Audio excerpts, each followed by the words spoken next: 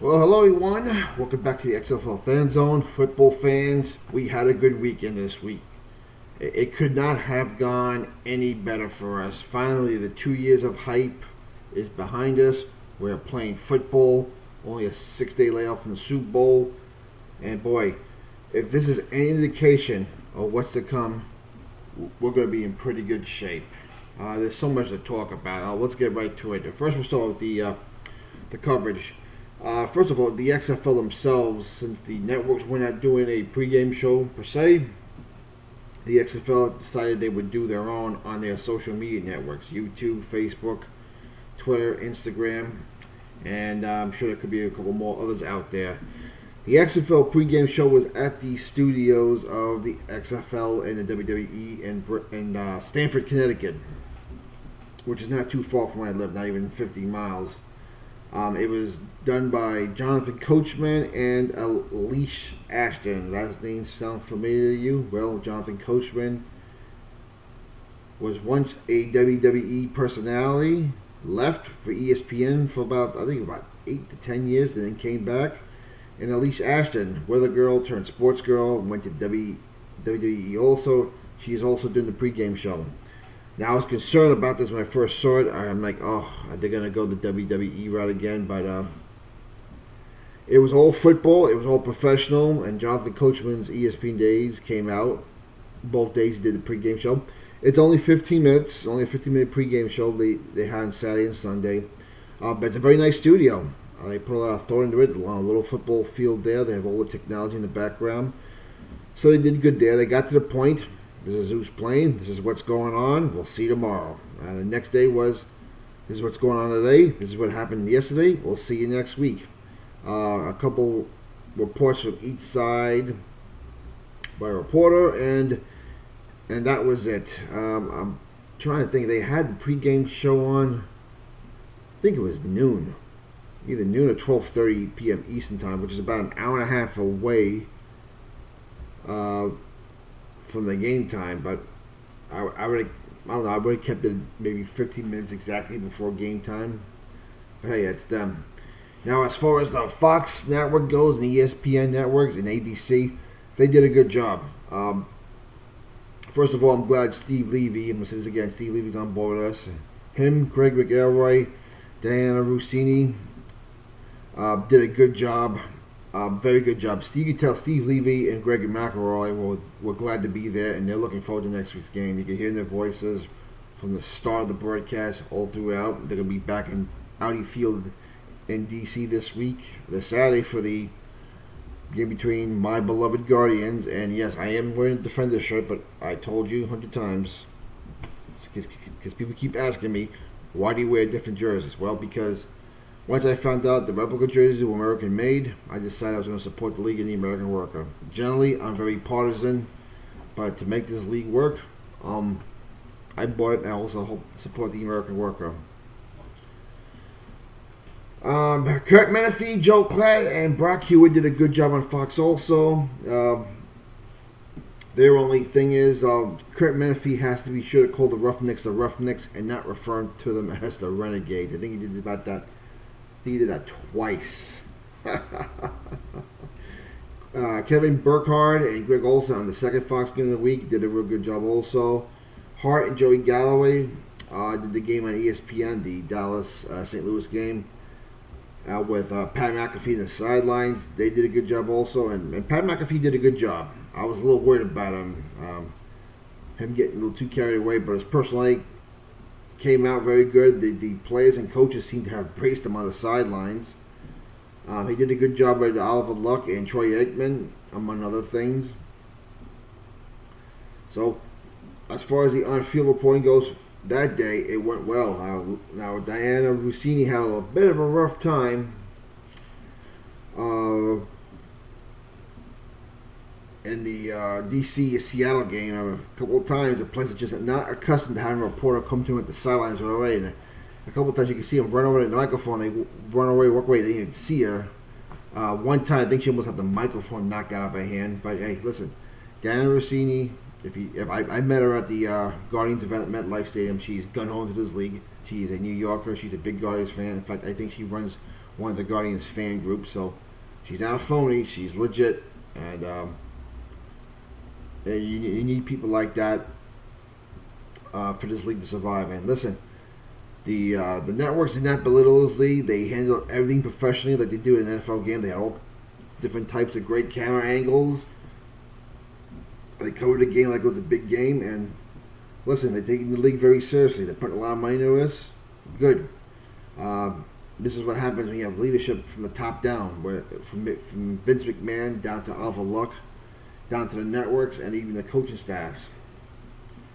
They're going to have to work out the tweaks with the on-field interviews, like during the Vipers Guardians game. I'm trying to remember the female reporter, but she was trying to interview Jamar Summers, who just recovered the fumble 6, returned for a touchdown, and he had to run the field and play defense again. So just some of the bugs they have to work out with. But those will get worked out. This is the first. I won't say the first time they're doing this. They did this before in XFL 2001, which is 19 years ago. So we have a whole different generation of broadcasting going on here. Now I'm going to reiterate something again. The atmosphere in Audi Field in DC was awesome. The inaugural game went well. The crowd was into it. The attendance for all 4 games were 17,000 plus. The average was 17,410, I think, for the weekend. Not bad. Not bad at all. The TV ratings were high. The TV ratings across the board were a lot higher than the AAF had last year. They already announced that the XFL ticket sales have surpassed the entire year for the AAF last year already. So that is a great sign. But the AAF did have better opening weekend attendance. If you remember, San Antonio had 27,000. Orlando had 20,000. Birmingham's had 17,000. And Arizona had almost 12. So that was about 76, almost 77,000 people.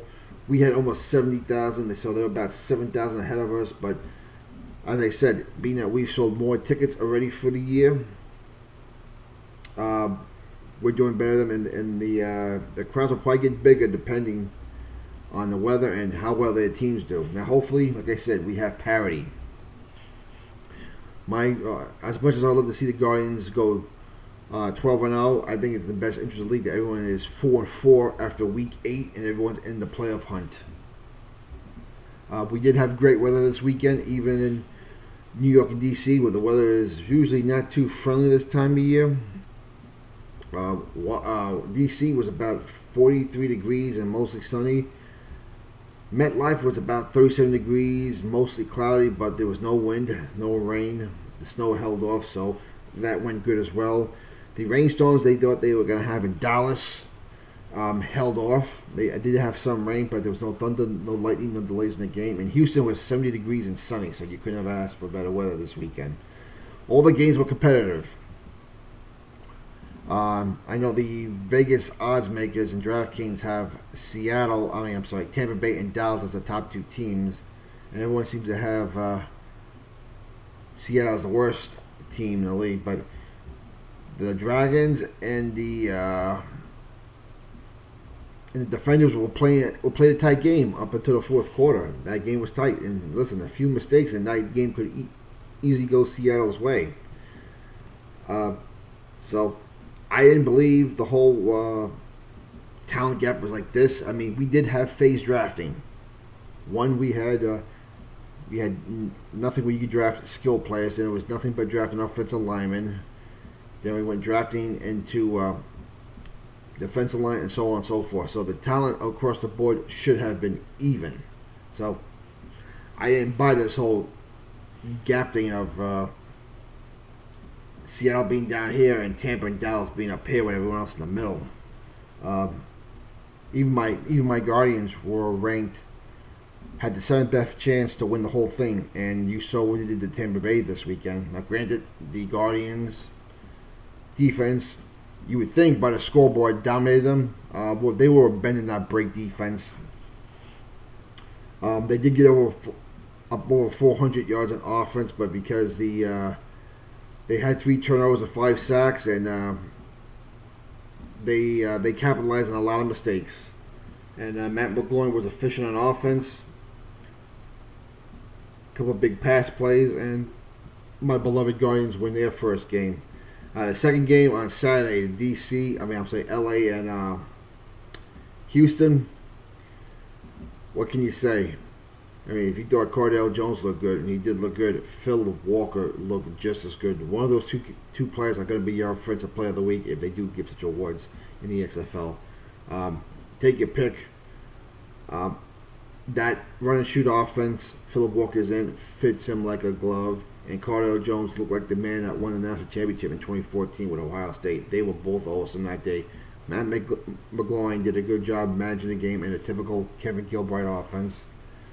Jordan Tormu, in his rookie start as a pro, looked real good. He looked real poised. He looked in control for a rookie. He did very well. When he completed 74% of his passes, and when he wasn't doing that, he almost had 80 yards in rushing. So we had good quarterback play this weekend also. We're going to need that. We're going to need close competitive games. We're going to need good quarterback play. Now, the attendance, I was hoping the attendance would be better in certain places. I was hoping Houston would have better attendance since they have good weather. I was hoping for the same thing in Dallas. But 17,000 across the board for 4 games, I'll take it. The AAF did have higher week 1 attendance, but like I said, ticket sales have surpassed them. Merchandise for the XFL is through the roof. You go on the sites now, all the game day wear they came out with a week before is sold out already. Replica jersey, if you want a replica jersey, good luck getting one. They're sold out. Even trying to get an authentic jersey is hard right now. And they did come out with customized replicas. Now, are they going to be made in America like these? I don't know. I'm going to order one. And I'll find out when I get it.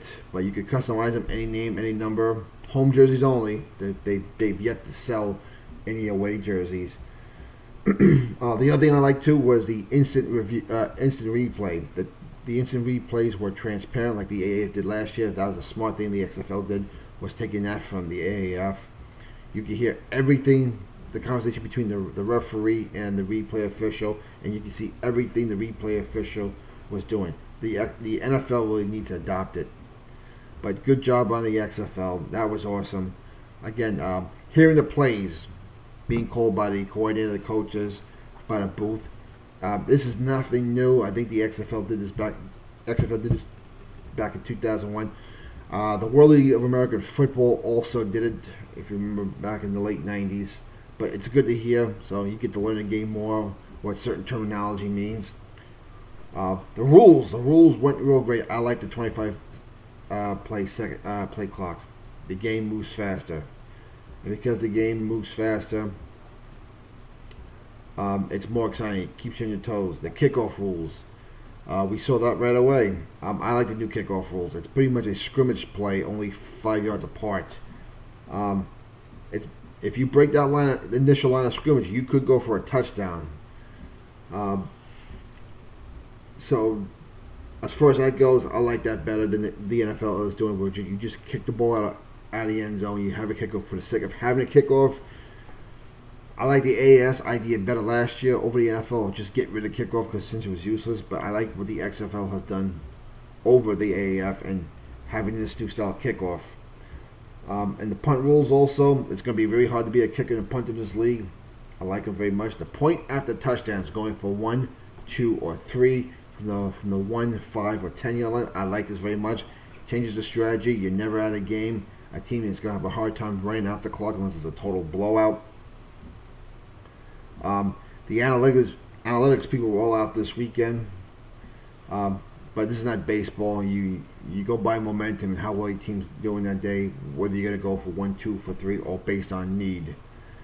The only thing I wish I would have had this week was an overtime game. I'm down to see what these overtime rules would look like in the shootout. That's the only thing I really wanted this weekend. And if you're a gambler, well, you love fantasy football, well, you know, the networks are putting the betting lines right on the scoreboard with the over and under line. This is something new, something I've never seen before. Correct me if I'm wrong, if you know something I don't. They've given you plenty ways to gamble if you like to gamble. Through DraftKings, FanDuel, the XFL has their own app. They also have their own in-stadium game day gambling thing going on. Of course, I missed my first Guardians game. My daughter had gymnastics meet. I am going to go down to DC this week. Check out that field. Check out that atmosphere. Hopefully, I'm going to see a red again. That was a great crowd last week. Hopefully, the same. Hopefully, there are a few patches of black jerseys like me who are Guardian fans who are going to be there. So, let's see. Merchandise sales off the hook. Ticket sales are off the hook. I was mad about the overtime games. Again, I don't know if I've mentioned this already, but if we're going to expand this league, and I hate to use the word, but they have to stick to the MLS stadiums. The best atmospheres of the week were by far Houston and TD-ECU Stadium and Audi Field. What do they both have in common? They got two of the smallest stadiums in the league. You go to a stadium like MetLife, again, they had 17,000, but when your stadium holds 82,000 and 80% of your stadium is empty, even your 17,000 raucous fans are not going to sound the same like they did in Audi Field or TD or Houston. They had a good crowd in Globe Life Park, but unfortunately the crowd didn't have much to cheer about. The St. Louis defense did a hell of a job last night shutting down that potent Dallas Renegades offense. So there's your week one. As far as the league overall from top to bottom, and we'll talk about the games. First game, again, great job by the Washington fans. It sounded like a playoff game that day. They did a good job. Good job giving out them foamy shields. This game came down to a few makes made by Seattle. 2 picks by Brandon Silvers. I'm not going to go too hard on Brandon Silvers. He's a good quarterback. He is very accurate. But someone had to win, someone had to lose. Seattle is going to be home this weekend. They're expecting 35,000 people at Century League Stadium. So I hope that's true. That would break any crowd the San Antonio Commanders had last year, and I was a big Commander fan. So looking forward to that. LA will have their home opener in their soccer field, Dignity Health Park, whatever the rest of the stadium is called. Hopefully, have a good crowd. I'm hoping they're into it. We could see the second soccer style stadium we're using, because I think that's the way the XFL needs to go. I am very mad. I'll say the other thing I'm mad. I'm mad Vince McMahon did not play the Guardian home games at Red Bull Arenas. Now, it came out this weekend that Red Bull Arenas actually did outbid MetLife Stadium, but Vince McMahon really wants MetLife Stadium as a venue. I mean, I can see why, but at the same time, after what you saw in Audi Field, they should reconsider. Start selling out Red Bull stadiums first, and if the wait line for tickets gets so big, then go to MetLife Stadium. But right now, Audi Life looked great on television. It sounded great, and man, I wish I had gone to that game. I will be down this weekend. Second game, Philip Walker was awesome. There's not much to say. He fit like a glove in that offense. Houston wins that game. They didn't run the ball much, and you're not going to run the ball much in that run and shoot offense. June Jones picked the right quarterback. Hopefully this week you'll see Josh Johnson in the LA game, but there's rumor going around saying his thigh is not healing very well, so you may see Charlie Knuff again. Hopefully we get both Landry Jones and Josh Johnson in the lineup this week. The league really needs them. As far as my beloved Guardians, like I said, it wasn't a dominant game on the defense like the scope indicated, but it was bend and no break. We took care of our offensive opportunities. Matt McGloin, in a typical Gilbert offense, managed the game very well. His presence in the huddle, in the pocket, he exudes confidence. He has leadership skills. Guardians are 1-0, despite the fact that we're supposed to have a terrible team. And finally, the last game of the day, St. Louis raises hell in Dallas, and they pull off the upset win. They were underdogs, 9.5 point. And they pull off the win. Jordan Tormu, again, looked good. So there is your week one, head to toe, as quick as I can get it, review. Alright, folks, we'll do another video Wednesday about any news in the league, and we'll have a pick'em show on Friday. And hopefully, when I'm down at the field, I could do hopefully a 10-minute pregame show for you there. If not, I'll be on Facebook Live on 100% XFL with Brett Tierce. I'll also be on my Guardians website, and I'll also see if we can get the Roughneck website on there also. You guys give you a little insight what it's like to be there. And I hope to do a video specifically on what a game day at Addy Field is like. So anyway, we'll talk to you later, everyone. And it's a great weekend. Looking forward to a great week too.